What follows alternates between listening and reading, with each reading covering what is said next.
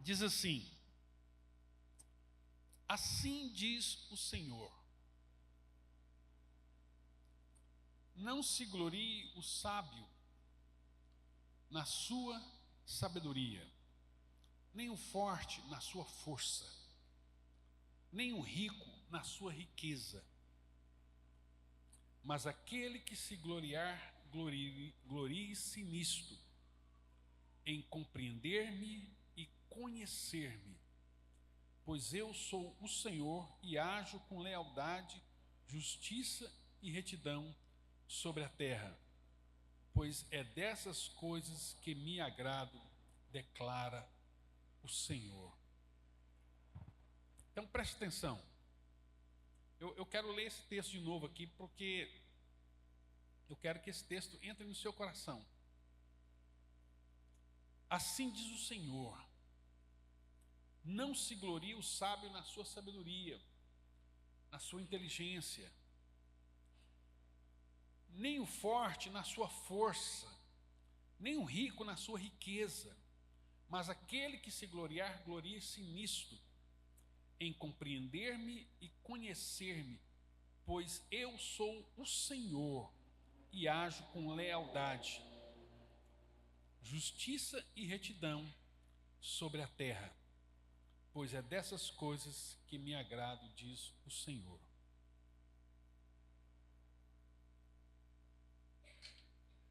Eu quero ler com os irmãos mais um outro texto, em Oséias, capítulo de número 6, e o versículo de número 6. Profeta Oséias, capítulo 6, e versículo de número 6.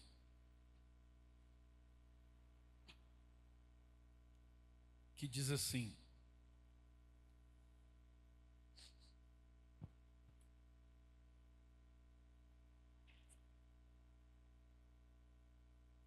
pois desejo misericórdia, não sacrifícios, conhecimento de Deus em vez de holocaustos.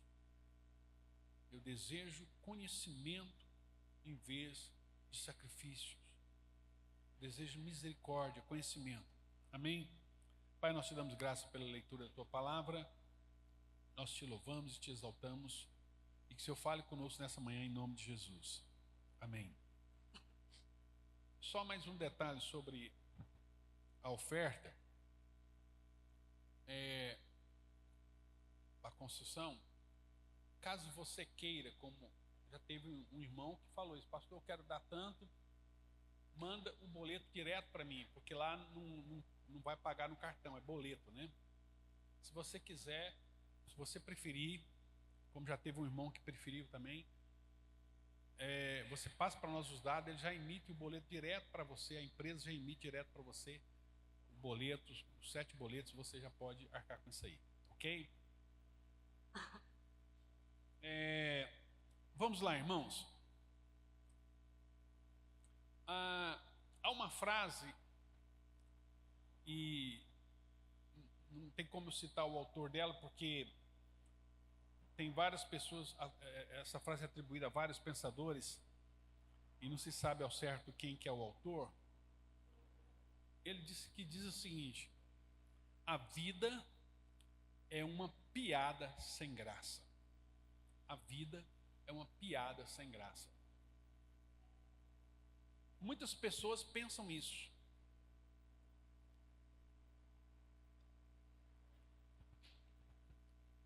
Muitas pessoas olham para a vida e creem assim. Não vê sentido na vida. Eles não conseguem ver sentido. E um dos maiores psicólogos que estudou o sofrimento, o Viktor Frankl, ele é um judeu que estava no campo de concentração. Lá ele perdeu os pais, irmãos, mulher, filho, perdeu. E quando ele estava no campo de concentração, que ele viu o pior lugar do mundo, as pessoas sendo maltratadas, humilhadas, mortas, assassinadas de forma cruéis, a tiros, em câmaras de gás, e você vendo na sua frente a sua mulher sendo assassinada, os seus filhos, seus pais. E Viktor Frankl, estudando aquilo, olhando aquilo, vendo a maldade humana, ele viu que muitos judeus não esperavam serem mortos. Como o acampamento, o campo de concentração era todo cercado de uma cerca de alta voltagem, muitos judeus se jogavam na cerca e morriam eletrocutados. Muitos suicidaram, muitos atacaram só para poderem serem mortos, para morrer. E enquanto outros não faziam isso. E ele, sendo médico, sendo psicólogo, Viktor Frankl pegou e começou a analisar por que algumas pessoas desistem e outras não desistem. Por que existem pessoas que mesmo num lugar desse insistem em viver? O que tem essas pessoas de diferentes? Qual é a diferença? O que faz com que uma pessoa desista de viver e uma pessoa insiste, permanece e faz tudo para sobreviver? E no seu livro O Sentido da Vida, Viktor Frankl diz o seguinte,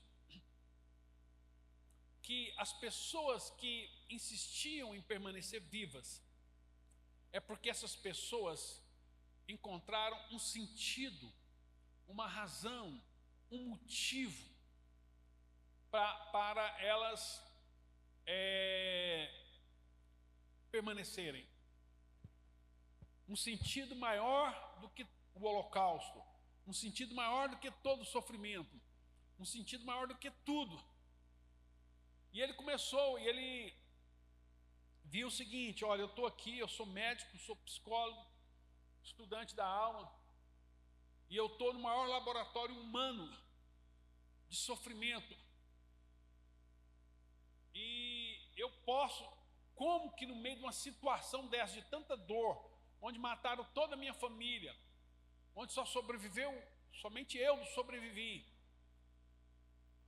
o que eu posso encontrar, qual é o sentido que eu posso encontrar para eu poder permanecer vivo e lutar para a existência, lutar pela minha vida?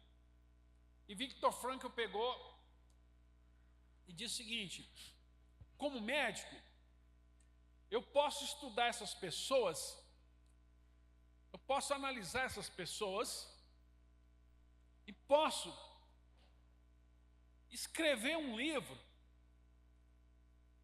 que vai ajudar as pessoas no futuro a entender o sofrimento. Eu posso escrever um livro e eu posso relatar tudo que eu estou vendo aqui e dar para as pessoas um legado, deixar um documento, deixar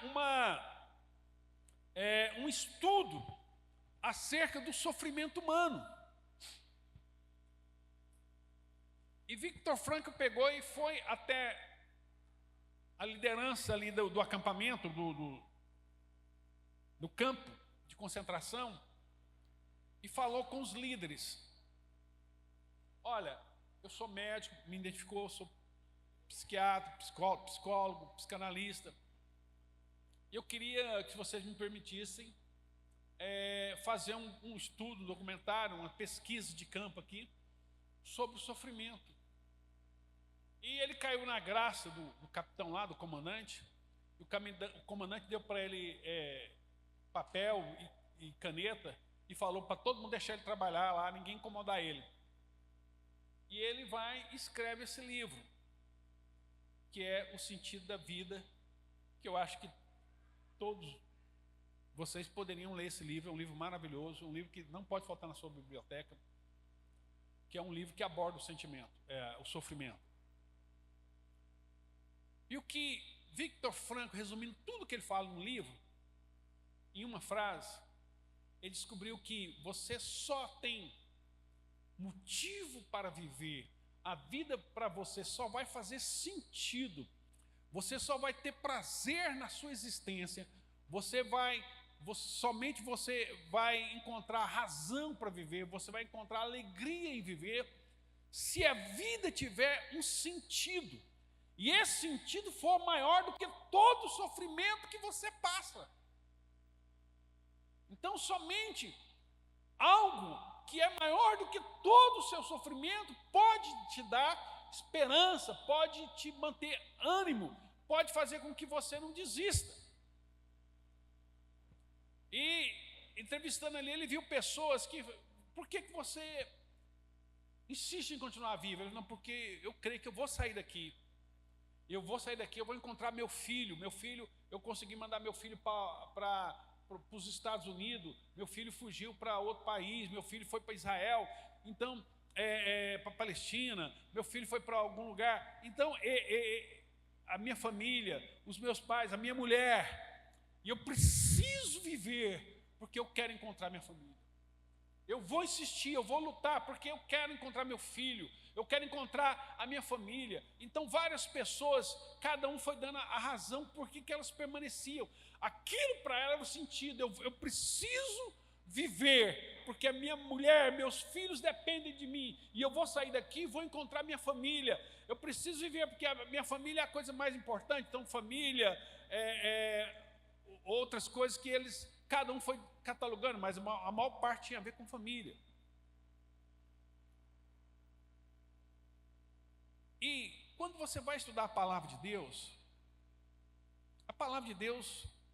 nos fala sobre essa questão, o sentido da vida. E eu quero falar com os irmãos aqui acerca do que nós acabamos de ler na palavra de Deus, sobre o sentido. Deus está nos falando aqui, começando pelo livro do profeta Jeremias, que a coisa mais importante para nós é o conhecimento de Deus.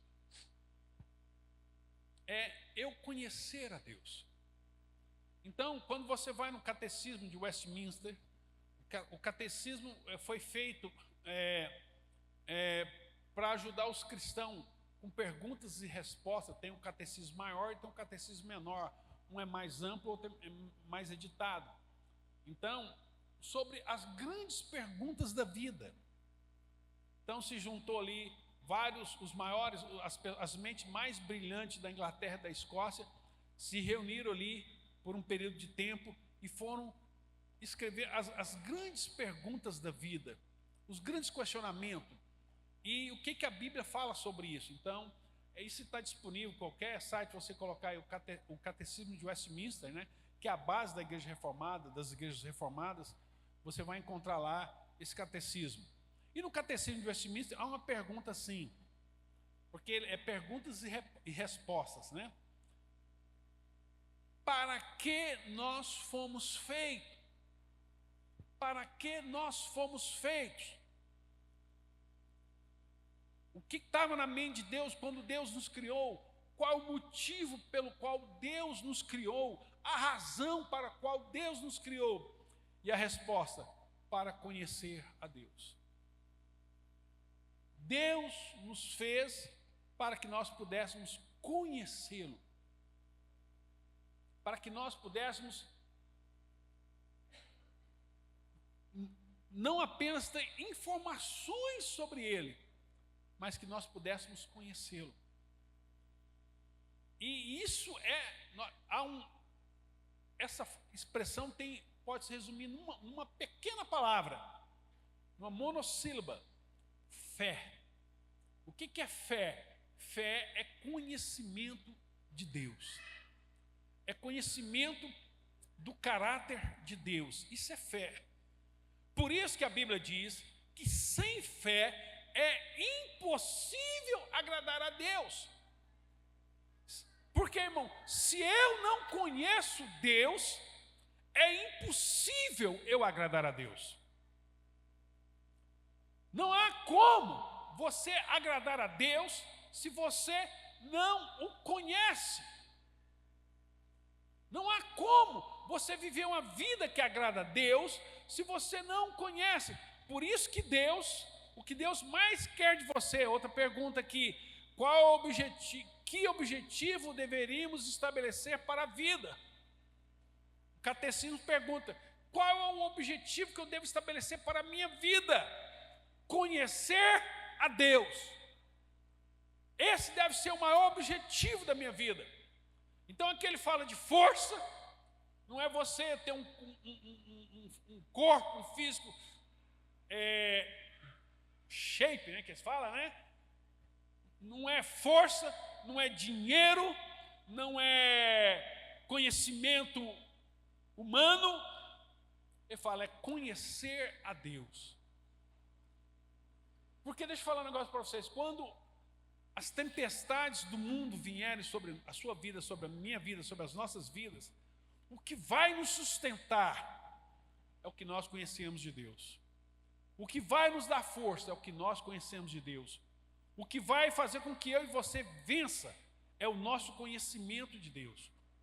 Então, o que Deus mais quer de mim? O que Deus mais quer de você?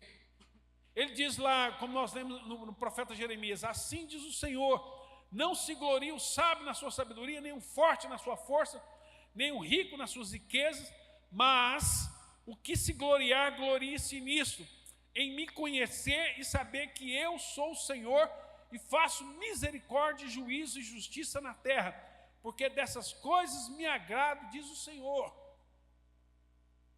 Eu faço misericórdia, eu faço justiça, eu faço juízo. Então, as pessoas querem viver no mundo cheio de felicidade, sem problema. As pessoas querem... você vê que o grande questionamento das pessoas que não conhecem Deus é por que existe o mal? Por que se Deus é bom, por que o mal existe? Se Deus é todo poderoso, por que Ele permite que o mal existe? Por que Deus, lá na Bíblia, lá, permitiu matar crianças, matar populações? Por que Deus fez todas essas coisas?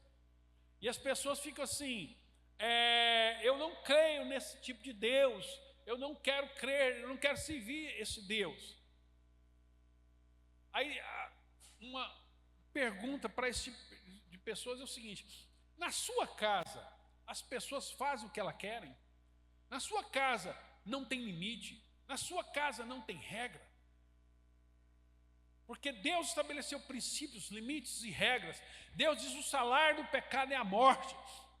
Quando lá no dilúvio, veio o dilúvio e destruiu a população, qual é o contexto daquilo lá?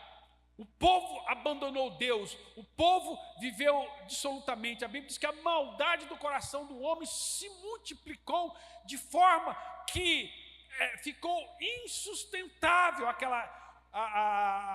a existência humana. Muita promiscuidade, muita maldade, muita perversão, muita crueldade. E as pessoas querem que Deus nos dê um mundo pleno, lindo, maravilhoso, convivendo com o pecado. Isso não existe. Não tem como você viver uma vida plena num mundo de pecado. Não tem como pessoas viverem no pecado e não quererem arcar com as consequências do pecado. Não tem como você aprontar e fazer o que você quiser e não querer que Deus venha e traga juízo sobre a sua vida, sobre a sua casa, sobre a sua família. E muitas vezes você vai ser, quando o juízo vem sobre a sua vida, ou a vida de um pai de família, os filhos pagam a conta, a mulher paga a conta, as crianças pagam a conta de uma irresponsabilidade, de uma loucura que você faz. Então, são consequências, a Bíblia vai chamar isso de lei de semeadura, é a lei da semeadura que vem e te atinge. Ora, se você não consegue resolver um relacionamento entre você e sua mulher, e você tem crianças, e vocês se divorciam, e uma vez, eu até compartilhei isso com vocês, uma vez uma irmã chegou para mim, querendo divorciar do marido. Uma vez não, já vi várias vezes isso.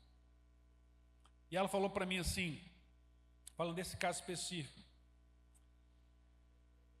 Eu falei, e seus filhos? Eles vão ter que pagar essa conta? Ela falou assim, eles não são o único. Tem um monte de pai divorciado e todo mundo se vira. E eu falei assim, mas por que você acha que eles têm que pagar essa conta? Ela disse, porque eu mereço ser feliz. Eu mereço ser feliz. Sofri muito ao lado desse homem. E eu disse assim, e quem te falou que você merece ser feliz? Onde foi que você ouviu isso? É aquela pergunta que Deus fez para Adão, né? Ah, porque eu vi que eu estava nu, eu tive medo, me escondi. Quem te falou que você estava nu? Eu não falei isso para você. Isso é incredulidade. É você deixar de ouvir o que Deus está falando para ouvir o que o capeta está falando. Eu mereço ser feliz. Quem disse que você merece ser feliz? Baseado em quê? E o que é felicidade? O que você acha que é felicidade? Então, a Bíblia nos diz, a Bíblia nos ensina que o sentido, a razão maior da nossa felicidade é você viver uma vida que glorifica a Deus, você conhecer a Deus. Quanto mais eu conheço a Deus, mais eu conheço a sua identidade, quem Ele é, o seu caráter, a sua vida. Mais eu sou transformado à imagem dEle, mais parecido com Ele eu fico. Quanto mais eu conheço Ele, mais parecido com Ele eu fico. Quanto mais, por isso que, esse conhecimento é chamado de fé. O conhecimento de Deus é chamado de fé. Sem fé é impossível agradar a Deus. Se eu não conhecer, então, o que Deus mais quer de mim? Que eu conheça. Qual deve ser o objetivo maior da minha vida? Conhecer a Deus. Eu quero ler com vocês Isaías, capítulo de número 1. Olha só o que o profeta Isaías diz no capítulo de número 1.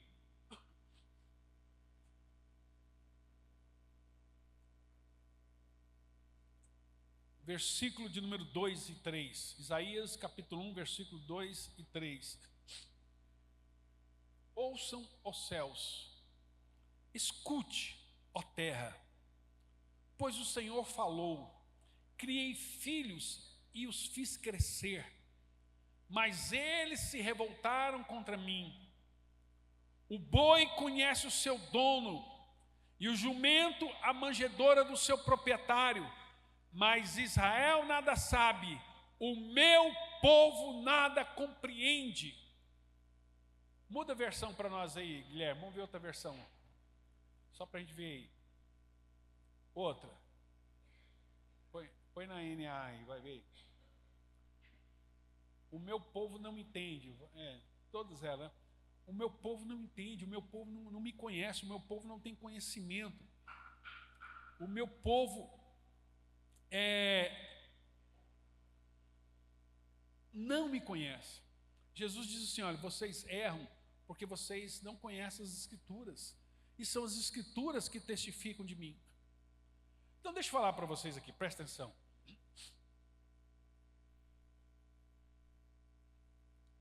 Qual que é a maior missão de um pastor de igreja? Qual que é a minha responsabilidade diante de Deus com relação a vocês? O que Deus vai cobrar de mim? O que Deus quer de mim? Eu sou o pastor dessa igreja. E qual é a cobrança que Deus tem comigo? Deus me cobra porque essa igreja aqui não é uma igreja de 10 mil membros? Deus vai me cobrar o crescimento da igreja? O que Deus vai me cobrar, irmãos?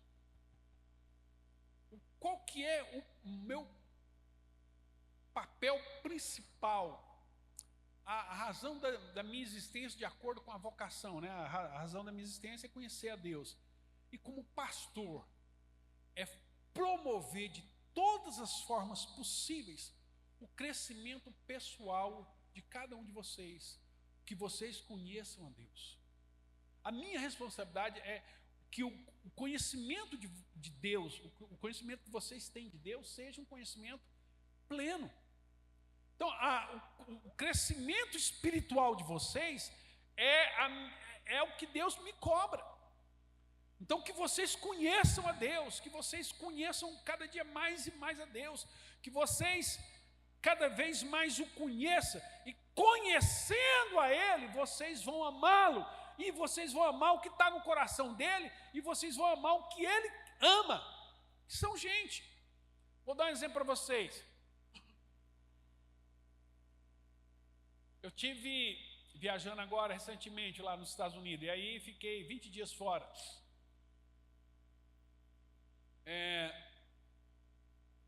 Algumas pessoas chegaram para outras pessoas aqui da igreja e falaram assim, ó, eu não vou na igreja não, o pastor não está lá, a igreja é sem graça sem um pastor lá. E teve pessoas que chegaram para mim, pastor, que alegria ver o senhor aqui na igreja, mas nem está aqui no culto hoje não, né?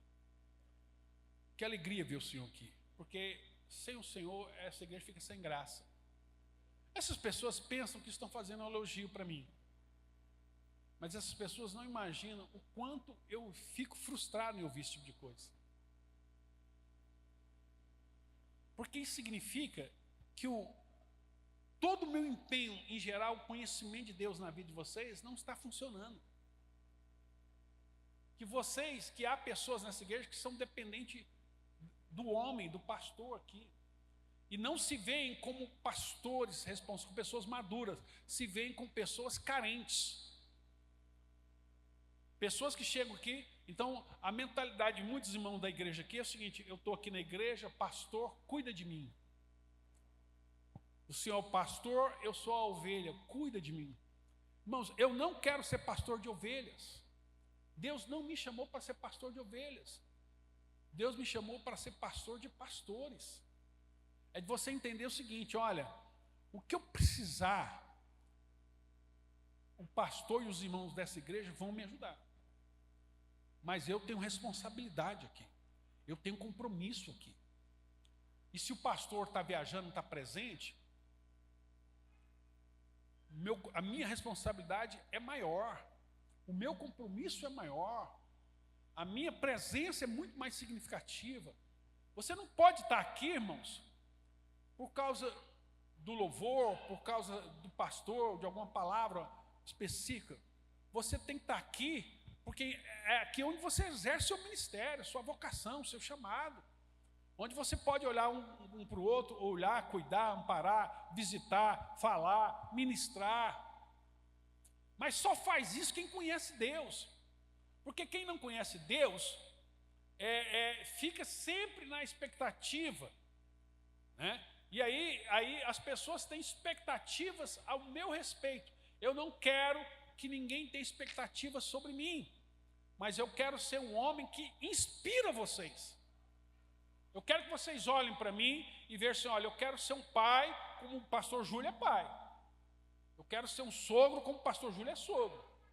Eu quero educar meus filhos como ele educou. Eu quero ter uma vida de caráter como ele. Eu quero ser uma inspiração. E quando o pastor se torna uma inspiração, ele faz com que as ovelhas gerem frutos, imitando ele, né? Sendo inspirados e motivados por ele.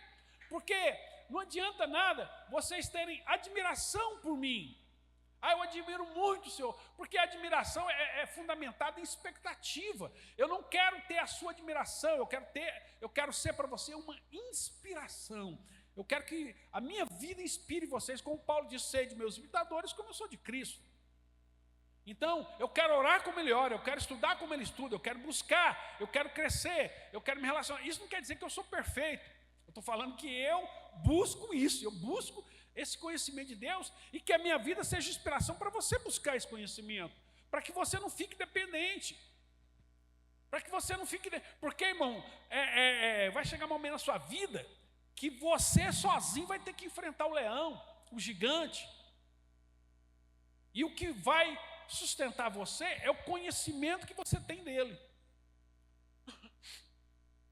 Eu estou assistindo alguns documentários sobre as maiores igrejas americanas, como algumas delas se tornaram tão influentes no mundo todo, não somente nos Estados Unidos, e como essas igrejas caíram, entraram em decadência.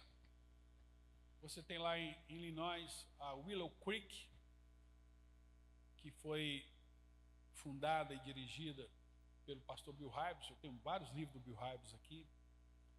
Na Califórnia você tem a igreja do Vale de Cedar Black, pelo Rick Warren. Você tem na Califórnia também a Bethel Church. Você tem na Austrália a Hillsong, que foi para os Estados Unidos também. E o que essas igrejas todas têm em comum? Elas todas têm em comum uma coisa: uma forte presença do líder, do pastor. O pastor é muito assim, admirado. São igrejas que cresceram demais. Mas a metodologia do crescimento, sabe qual foi? Eles não tiraram Cristo da igreja, mas tiraram a primazia de Cristo. Cristo ficou sendo secundário.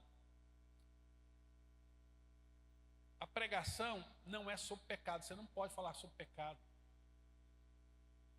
Você tem que falar palavras, inclusive o Bill Hybels, que é da Willow Creek, sabe como ele se tornou uma das maiores igrejas dos Estados Unidos e mais influentes do mundo, com conferências anuais, né? Teve o Summit lá. Eu muitas vezes, confesso, irmão, eu quis participar do Summit lá em Chicago e não fui, confesso, não fui por causa de condições financeiras, mas eu queria participar, estar lá com as maiores mentes do mundo, tudinho. Mas sabe como é que o Bill Hybels construiu toda a igreja? Em cima de pesquisa para o não crente. Tipo assim, o não crente, por que você não vai na igreja? O que tinha que ter uma igreja para você frequentar? Qual a sugestão para uma igreja que falasse com você, que atendesse? Então, tudo gira em torno do não cristão. Você monta toda uma estrutura. Então, a Willow Creek foi a primeira igreja nos Estados Unidos a perder o formato de igreja convencional e ter o formato de teatro. Aqui no Brasil, toda a vida foi galpãozão, né? Mas lá as igrejas são bem bonitinhas, né? Se eu pudesse, eu fazia tanto é que a gente chamava de capela, não, até nos nossos envelopes de dízimo tem uma ilustração de capela, porque toda a vida eu amei esse modelinho aqui de igreja americana, né? Essa torre, aquele negócio bem conservador, bem tradicional mesmo. Eu toda a vida fui apaixonado e eu gosto disso, né? Mas o Bill Hybels foi a primeira igreja que ele quebrou isso. Vamos colocar cadeiras almofadadas, vamos colocar teatros, vamos fazer baseado em teatro, grandes estacionamentos, telões, vamos pegar o que tem de melhor de louvor, vamos contratar os melhores músicos, vamos pagar os melhores músicos, na igreja não vai ser os ministérios, quem vai tomar conta da tesouraria não vai ser o Daniel, que eu digo, não, vamos contratar um que tem formado em Harvard em economia, em administração, vamos pegar os melhores. Você coloca as mentes mais brilhantes para liderar ministério, pessoas que às vezes não têm nem o Espírito Santo, mas pessoas que têm capacidade. Vamos na mídia, vamos contratar os melhores né, o pessoal que conhece de mídia, de gravação, de televisão, de áudio e tudo mais, vamos e fazer com que cada vídeo que a gente lança seja um vídeo viral, vamos promover o melhor, e essa busca, e isso encanta, e até mesmo a mim, confesso, sou apaixonado nessas coisas de ver, porque é lindo, é maravilhoso, que nenhum mundo às vezes tem isso, e você faz um ambiente, mas qual que é o problema de todas essas, o que todas essas igrejas têm em comum? Um evangelho bem diluído, uma mensagem assim: você é lindo, você é maravilhoso, Deus te ama, Deus, você é o amado do Pai, Deus, como é que a gente até fala, evangelho segundo David Leonard, né? Aquelas pregações do David Leonard, você fala, você enche humanistas, são pregações humanistas, onde você é uma pessoa maravilhosa, olha, Jesus morreu por você, porque Deus te ama muito, Deus te ama mais que tudo, você é lindo, você é maravilhoso, você é perfeito, olha, você vai vencer, você não venceu ainda, mas amanhã você vai vencer, não se preocupe. Então, mensagens que massageiam o ego das pessoas, que as pessoas vêm aqui e ficam assim, poxa, aleluia, e chora, mexe nas emoções, coloca um fundo musical ali, e fala palavras lindas, maravilhosas, mas que não tem fundamento nenhum. Você trabalha nas emoções, e o que gerou nessas pessoas? Uma igrejas grandes, mega igrejas nos Estados Unidos, e essas igrejas, qual é o problema delas?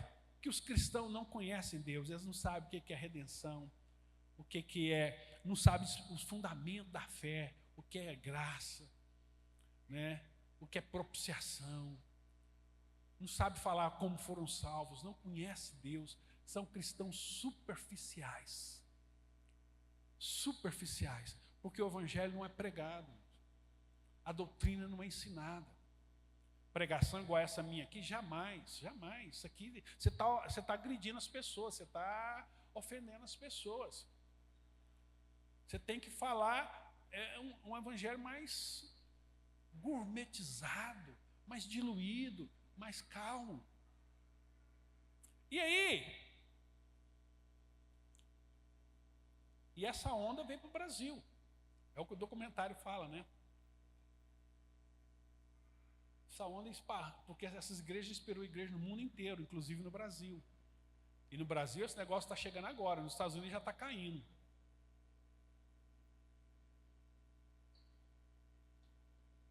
No Brasil agora que está bombando essa metodologia. Você tem aquele mundaréu de gente, igrejas que parecem boates e não tem conteúdo cristão. Então deixa eu falar para vocês, hoje eu entendo que não é isso que eu quero para nós. O que eu quero é ver um Tiago na vida aqui, um Luiz, um Timóteo, ver homens como esse, como qualquer um de vocês, e ver que vocês cresceram na fé, que vocês conhecem Deus, que vocês têm vida de Deus, vocês são homens de caráter, vocês são pais de família, que de alguma forma a minha vida afetou vocês, o meu ensino afetou vocês, o meu discipulado, as minhas ministrações afetaram a sua vida, de forma que você é um homem melhor nessa sociedade, você conhece Deus, e essa igreja de alguma forma afetou sua vida, transformou sua casa, transformou seu casamento.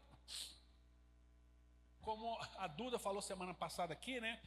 Que quando ela veio para cá, estava tudo bagunçado, e que aqui, quando ela conheceu Deus aqui, o casamento dela foi transformado. E eu quero ler com vocês um texto, para nós irmos finalmente, muito conhecido, muito famoso, é Filipenses capítulo 3. É um texto fantástico que vai abordar tudo isso que nós estamos falando aqui.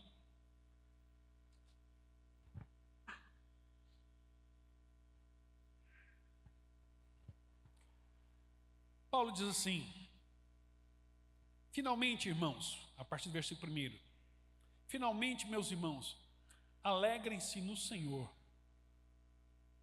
escreva a vocês as mesmas coisas, não é problema para mim.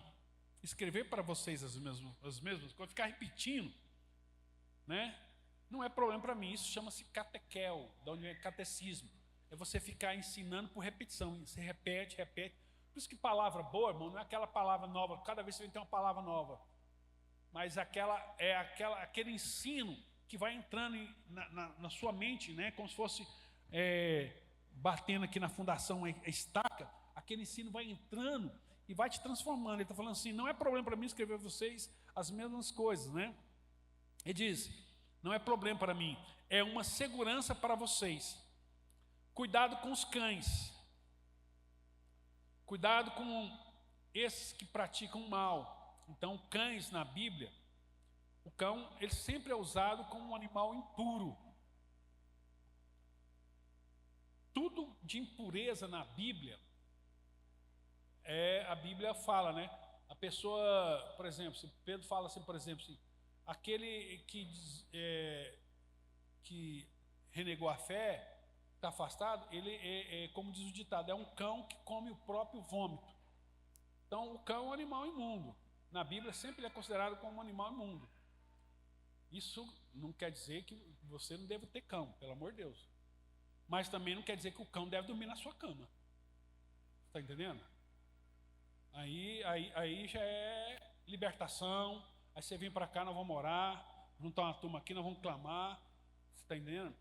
Então, né, um cão que dorme junto com você na sua cama, aí já o problema é sério. Mas o problema não está no cão, o problema está no dono. Né? Então, a Bíblia fala que o cão Pedro fala, tá, ele come o próprio vômito, vomita e depois vai lá e come de novo, maravilhosamente. Então, por isso que a Bíblia usa, sempre quando vai falar de coisa impura, de herege, de mentira, ela usa a figura do cão. Cuidado com esses que praticam mal. Cuidado com a falsa circuncisão. Ou seja, pessoas que parece que converteu, mas não converteu. Pois nós é que somos a circuncisão. Nós os que servimos a Deus em espírito e nos gloriamos em Cristo Jesus. E não confiamos na carne. Olha o que Paulo está falando. Nós, quem é? Aquele que não confia na carne. Não confia na sua força, não confia no seu poder, não confia na sua capacidade, mas entende que é Deus que dá todas as coisas. Ele diz, eu ainda mais. Eu poderia confiar na carne. Ele está dizendo, se alguém pensa que tem razões para confiar na carne, eu ainda mais. Circuncidado no 8º dia de vida, pertencente ao povo de Israel, a tribo de Benjamim, hebreu dos hebreus, quanto à lei fariseu, quanto ao zelo perseguidor da igreja, quanto à justiça que há na lei, irrepreensível. Eu sou um cara, o padrão assim, o que pode ser de um judeu, eu sou o cara, eu fui esse cara, fariseu, discípulo de Gamaliel, fui circuncidado ao 8º dia, sou hebreu de hebreu, sou a nata, o suprassumo, sou o melhor. Eu era esse cara. Aí ele diz mais, versículo 7. Contudo, o que para mim era lucro, passei a considerar como perda. Aquilo que eu me orgulhava, agora não tem mais valor. Por causa de Cristo. Mais do que isso, considero tudo como perda comparado à suprema grandeza do conhecimento de Cristo Jesus. Não há nada, Paulo está dizendo, não há nada neste mundo, honra, glória, fama, não há nada.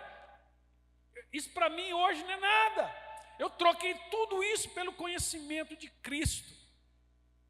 E eu considero isso como perda, como refúgio, comparado à grandeza do conhecimento de Jesus Cristo, o meu Senhor, por quem perdi todas as coisas e as considero como esterco. Olha o que Paulo está falando. Honra, glória, fama, seguidores, dinheiro, tudo isso para mim é esterco.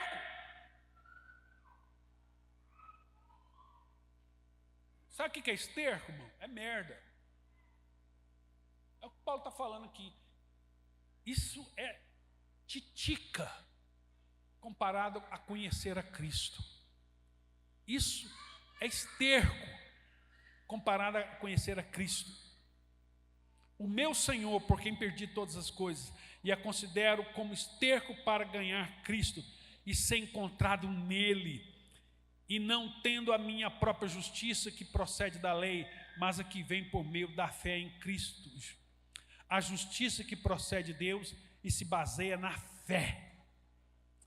Quero conhecer Cristo, o poder da sua ressurreição e a participação com Ele na sua morte, para de alguma forma alcançar a ressurreição dentre os mortos. Eu quero conhecer Jesus.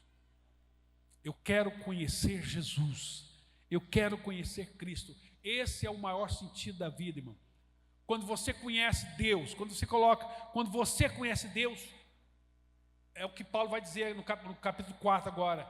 Eu posso todas as coisas naquele que me fortalece. Lá o profeta fala, né? Ainda que a figueira não floresça, ainda que a vide não produza frutos, ainda nem haja alimento, né? Na oliveira, eu todavia me alegrarei no Senhor. Só quem conhece Deus pode passar por tudo isso. Eu me alegro no Senhor. O Senhor é a minha alegria, o Senhor é a minha força, o Senhor é o meu júbilo, o Senhor me compensa, porque nós não estamos olhando para o que se vê, nós estamos olhando para aquilo que não se vê. A Bíblia diz: nem olhos viram, nem ouvidos ouviram, nem boca falou o que Deus tem preparado para aqueles que o amam. Isso é fé no que Deus falou. Então nós podemos passar todas as coisas aqui, todas, e não há nada. Eu posso passar todas as coisas se eu conheço Cristo.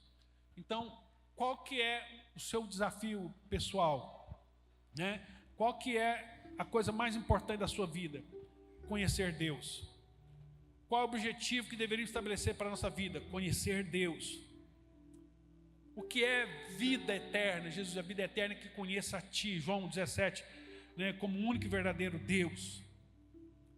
Então, qual que é o papel do pastor? Levar vocês a conhecerem a Deus.